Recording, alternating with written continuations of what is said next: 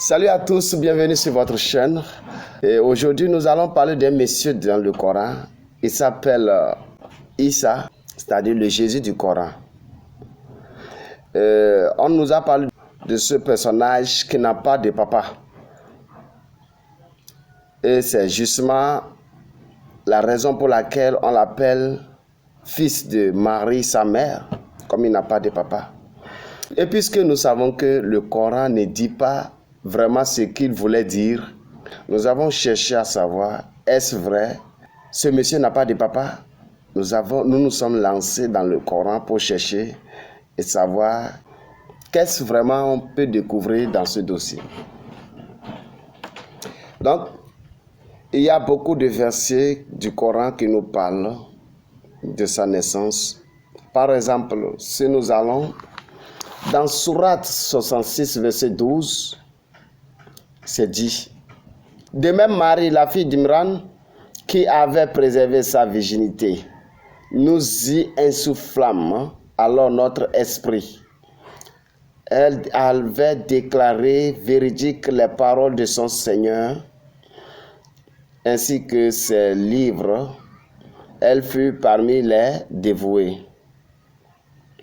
Donc, ici, c'est dit que Allah a soufflé son esprit là-dedans.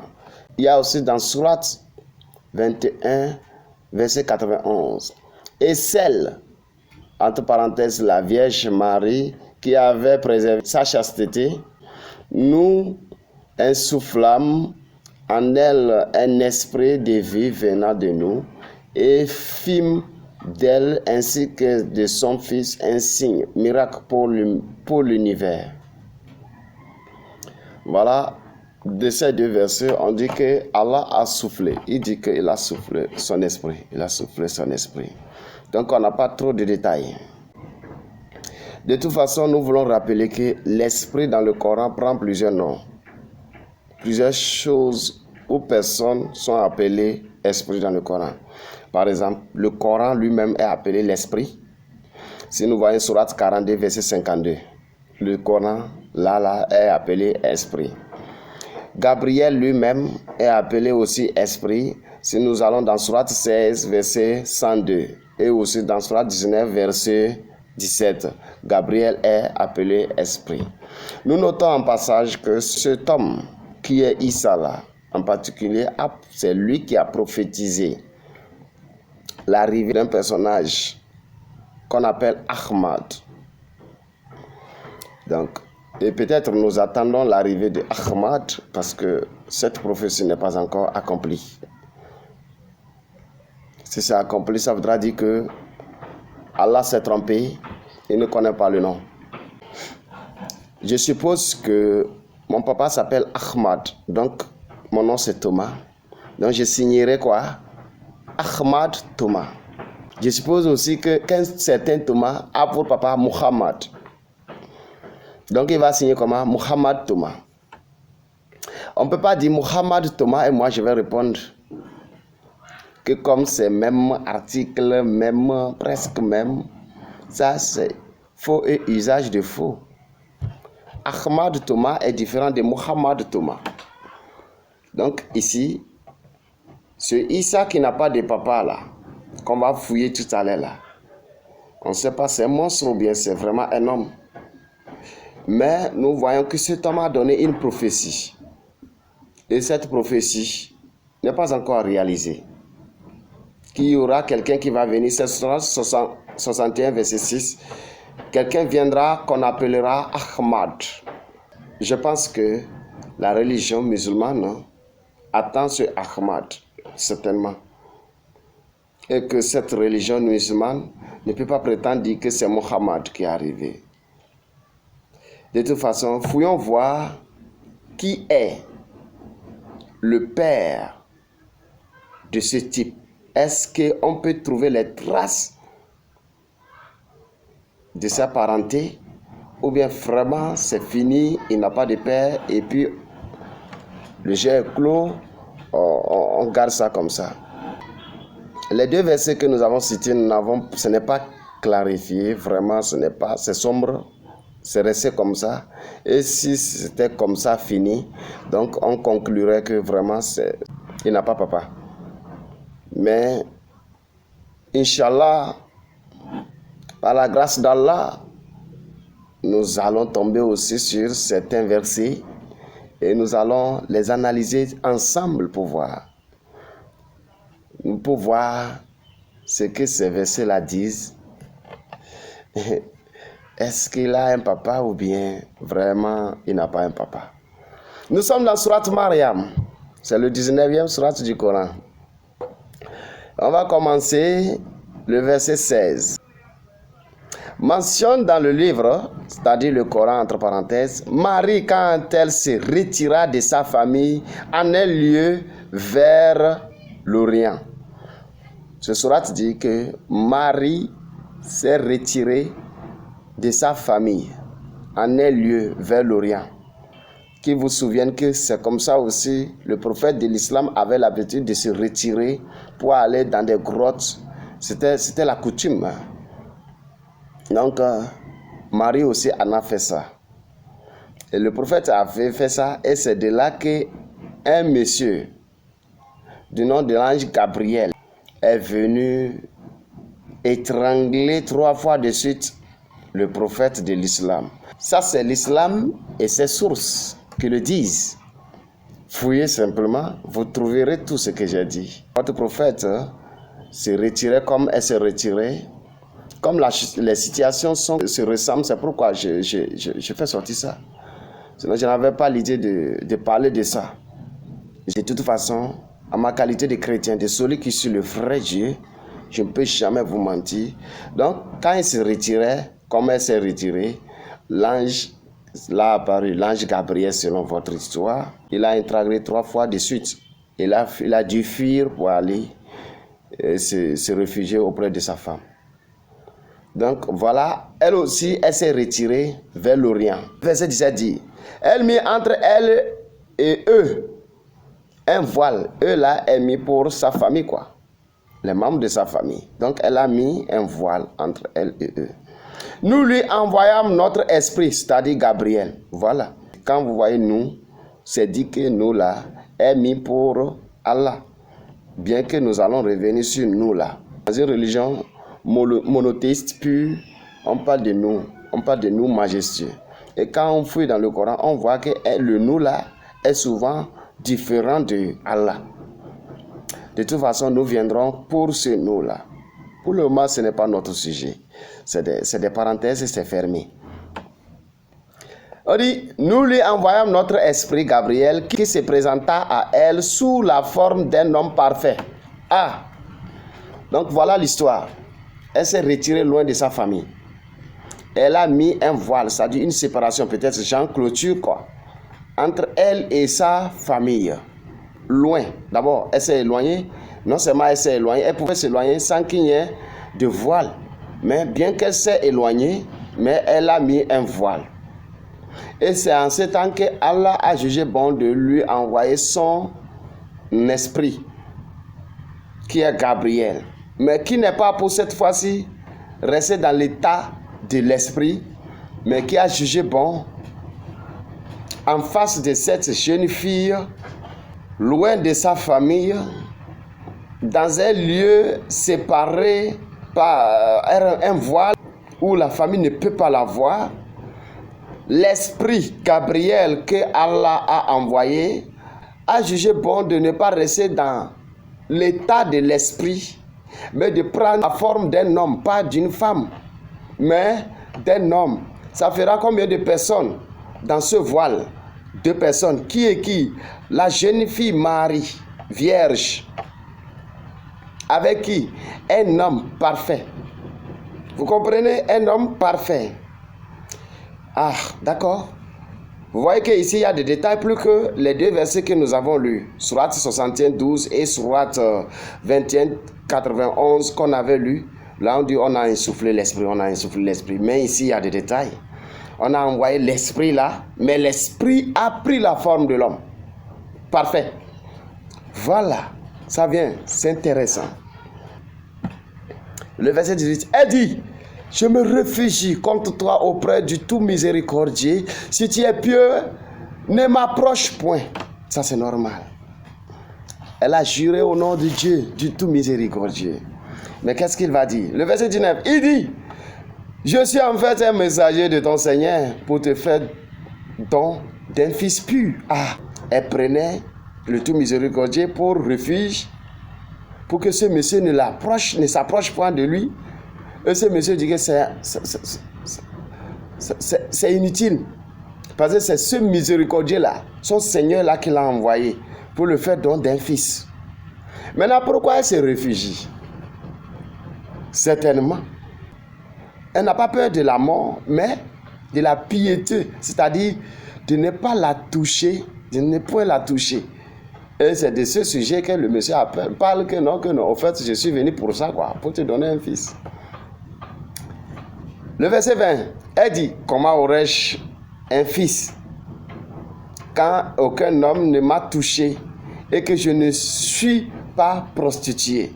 Le verset 21, il dit, ainsi sera-t-il. Non, t'inquiète, petite. T'inquiète. On est ensemble ici, non? Personne, tes parents ne nous voient pas là. Et tu es loin de tes parents. Et puis, imaginez quelqu'un qui est loin de ses parents.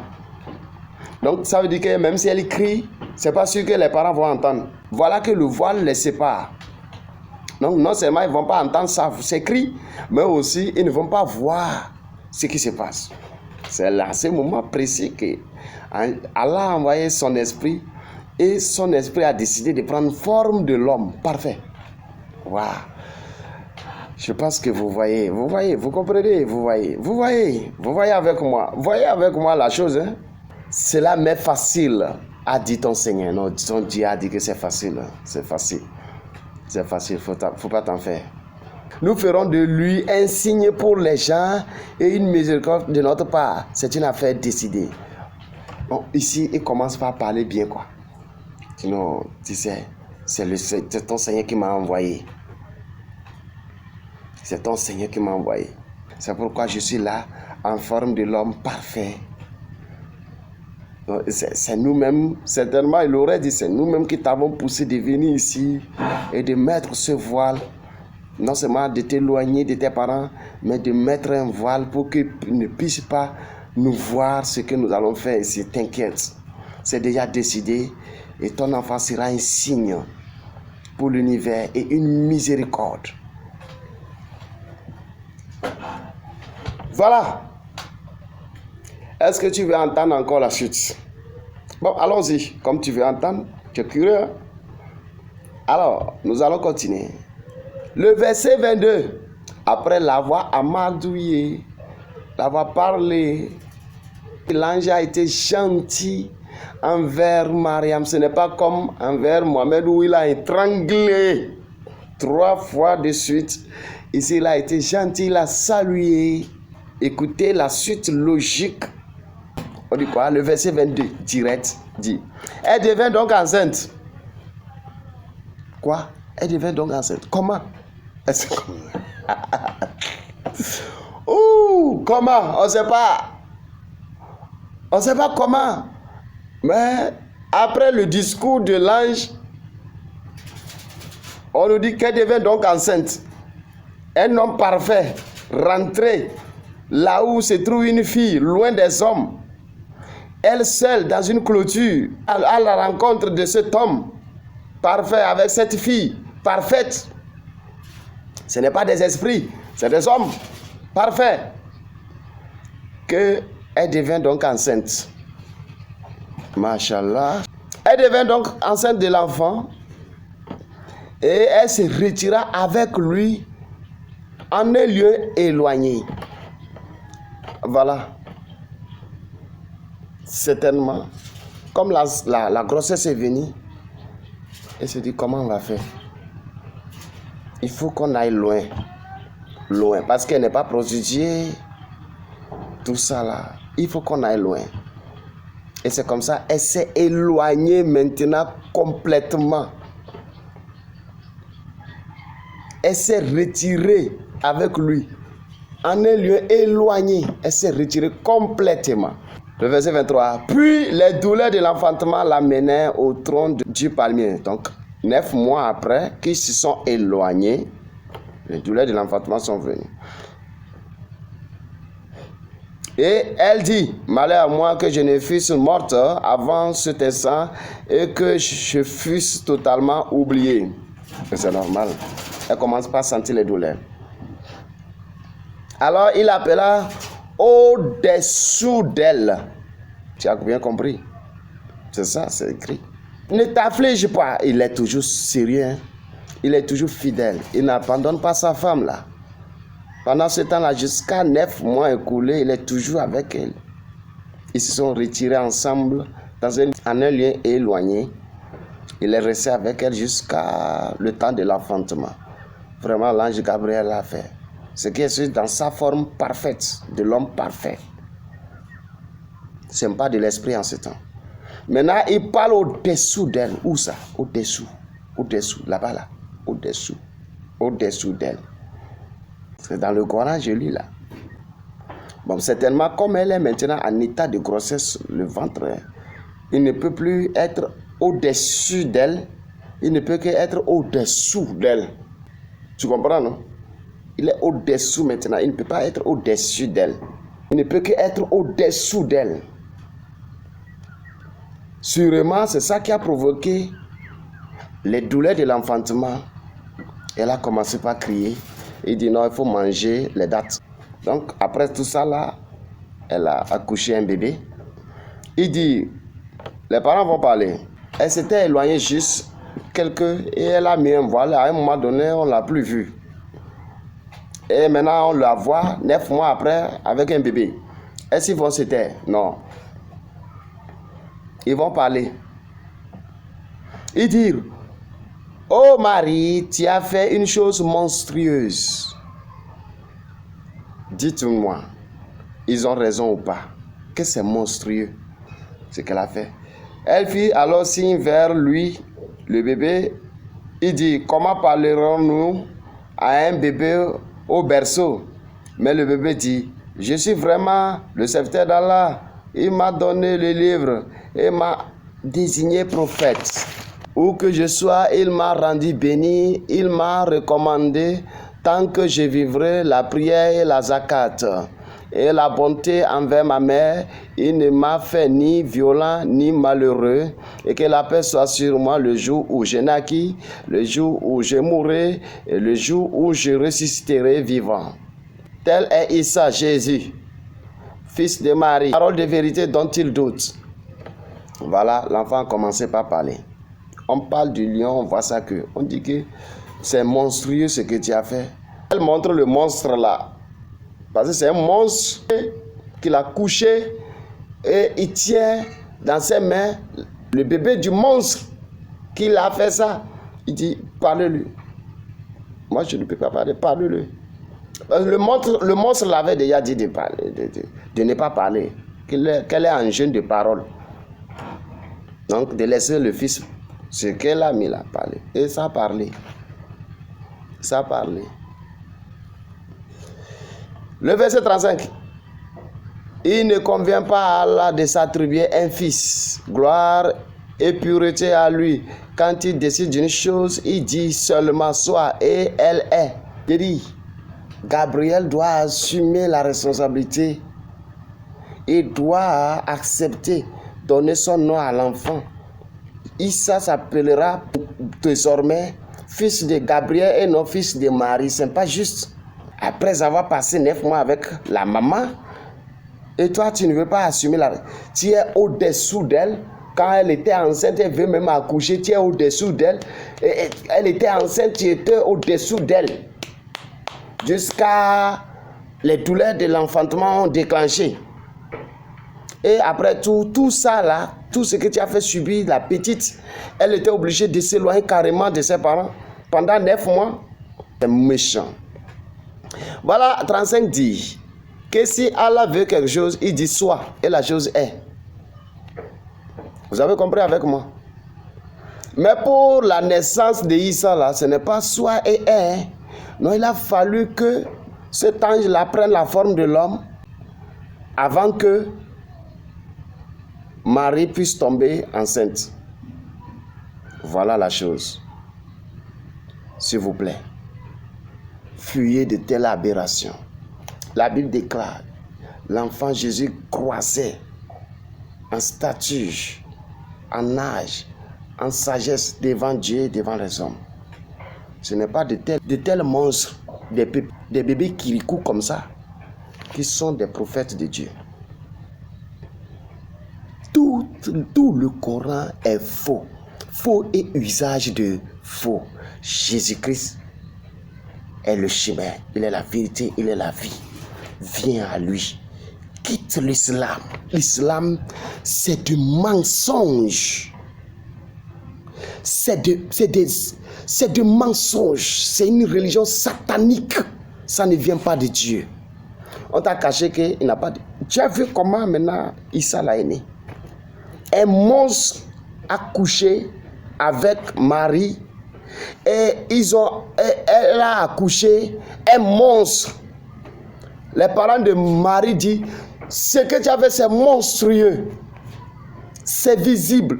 On n'a pas besoin de prophètes pour savoir que ça c'est des monstres qui t'ont apparu. Et vous suivez de telles choses. Venez à Jésus-Christ et vous serez sauvés. Abonnez-vous.